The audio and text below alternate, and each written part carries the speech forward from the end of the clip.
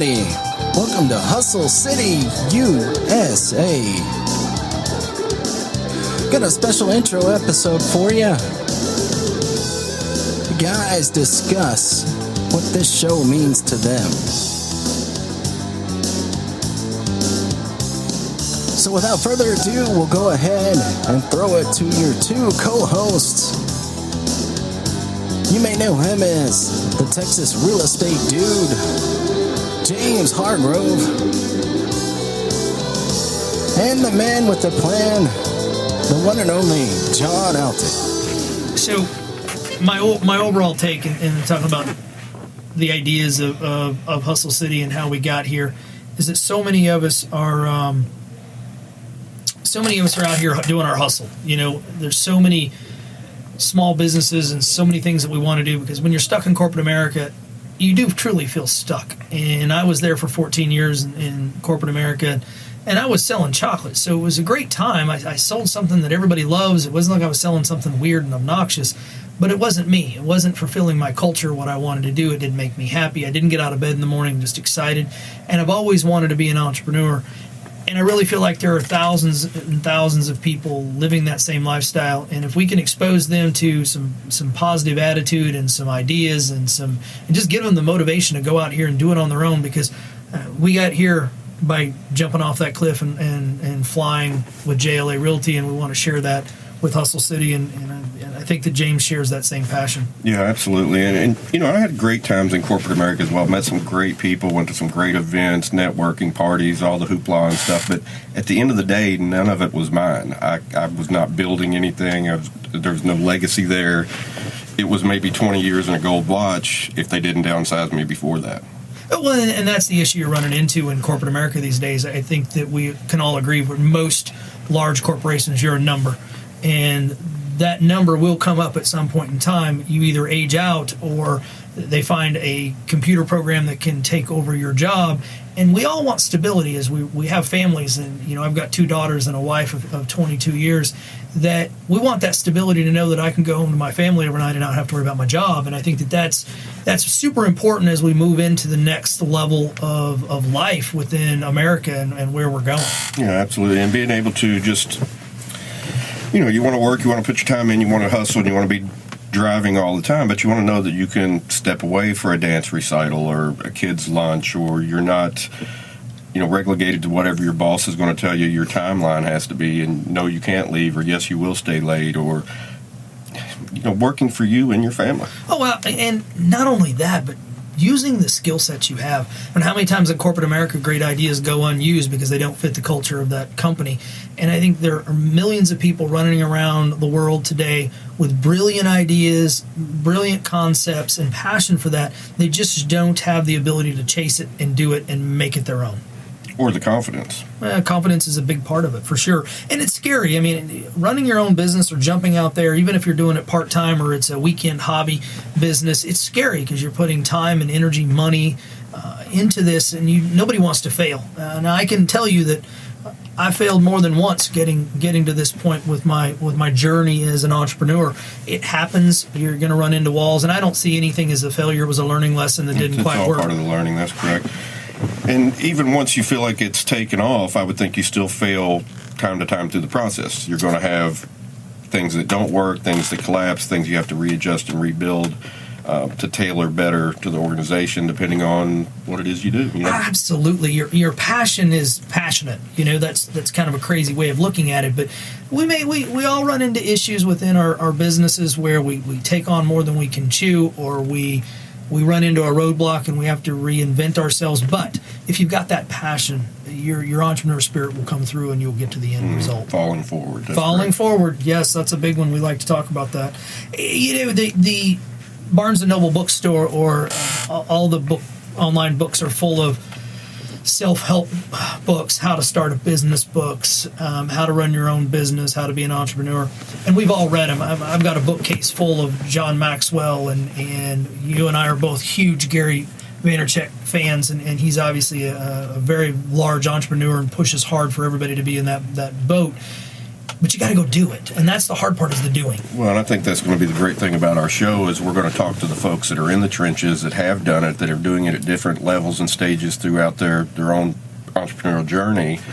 And we're going to hear what their successes have been, what their struggles have been, what's worked, what hasn't worked, and we're going to hear that across different industries. And I think it's going to, open up a lot of people's ears that may be trying to get their hustle on part-time or even full-time. Well, and that's our goal. I mean, I want, if you've got a passion, you should go hustle it. And it may take away some time at night. You may not get as many hours of sleep, or you may not get much free time on the weekends. But we want people to take their passions and hustle them to the next level. And whether that's real estate investing, or whether that's an invention you're working on, or a hobby that you want to turn into a career. I got into real estate that way. I was a fix and flip guy. Bought a couple houses, was flipping them, working for Hershey Chocolate full time, and it just grew into, now, we're 15 years later and 7 real estate offices and 300 agents. It can grow into what you want it to, as long as you stay the course. You've got the right people around you, you've got the right motivation, and that's all the stuff that we're going to be talking about with Hustle City USA, is making sure that you're surrounded with that positivity, and you've got the right program in place, and you're headed in the right direction. We're going to try and be that force behind that. And that's the great thing about the entrepreneurial journey, because you do grow through it. Some of my 10 years in corporate America, you're the same 10 years later than the day you started. You don't learn any new skills. You get what they feed you, and if you're not improving and growing, you're sort of just stagnant in the ranks, and the entrepreneurial journey doesn't allow for that. True. You're going to change and grow, and I find that many of the changes and growth that I've had in my entrepreneurial journey help me out in my personal life, help me out with my friends, my family, and my connections, because you do grow as a person in this journey. And it is truly a journey, and it is a marathon. You're going to be at this day in, day out. It's not a sprint. You're not going to go out here and get rich quick. And I warn people of that. I have lots of friends that come to me with these great ideas, and they're usually get-rich-quick schemes. I know few, if any, true entrepreneurs that have made it overnight in whatever they were getting into. It takes sometimes years to get it to where you need it to be productive. And, your goal, my goal is to be able to walk away from corporate America, to take that next package, to give them my pink slip instead of them giving me theirs. Absolutely. And that's our goal. That's our goal here with what we're trying to do. And we're going to bring in people from all over the United States and call-ins and try and educate people on all walks of life, because entrepreneurship can start at 70. It's not something that you have to do when you're 18. Is it Colonel Sanders with Kentucky Fried Chicken didn't get started till he was like 67, 68 or something. Come on, right? Crazy. I mean, right. Here's a guy that at some point in his life, and I've read his story, and I think he was super depressed about who he was, and was this is the one thing that he found late in life. So those are great examples, and we're going to talk about that type of stuff as we go through this. And it's really a motivation factor. You cannot be successful entrepreneur if you're not motivated, and you're not going to get that around you sometimes. Well, and like Gary Vee says as well, I think he was saying recently, like you said, it doesn't matter the age. It matters having the passion to do it, and not everybody's going to be a Zuckerberg and go out and make $1 billion or whatever it is, but you could be selling Avon part-time, and if that's your side hustle and you're passionate about that and you want it to become full-time, you need to be inspired to do that. Absolutely, and we're not picky about that side hustle. There are lots of fabulous entrepreneurs out here making wreaths in their game room and selling them at the local craft fairs. There are people taking their insurance license tests that want to go out here and sell some policies on the side. The side hustle has so much potential, and there are no limits. If you've got a dream, you can do it. I don't care if it's baking cookies in your kitchen or making birdhouses in your garage. If you've done the right way and you've got the right hustle and the right passion, it will work. So what kind of side hustle do you suggest for a hustler? You've got to go with your passion, right? What is it that makes you you? I'm not a deer hunter, so I would never have a passion around, taxidermy. Or I would never have a passion around hunting. So I would never have a side hustle in something like that. So you've got to have a side hustle in a passionate area, something that you love, something that you know, or an idea you think's going to be the next big thing. You can't force it. If it's not you, it won't happen. But if you've got that passion, run with it. That's right. I agree. And whenever I'm out here talking to entrepreneurs and what they're doing, and you see the passion light up in their eyes, and they're telling you, and even if it's something you can't get your hands around, to see that passion in their eyes and voice as to what they're doing, you get motivated by that, even though you think to yourself, I'm not 100% sure where we're going with this, but it's a great idea. And what about day-to-day challenges? What would you say in regards to that? Especially, let's keep it on real estate right now with the day-to-day challenges that real estate agents face and deals busting apart. How do you suggest they maintain momentum? There's two things that we face every day in all entrepreneur worlds, and real estate's a heavy one too. Is it's always financial and it's always time. We never seem to have too much of either one of those. Right. They're just not there, right? And both of those are crucial and will be the main issue within any entrepreneur spirit.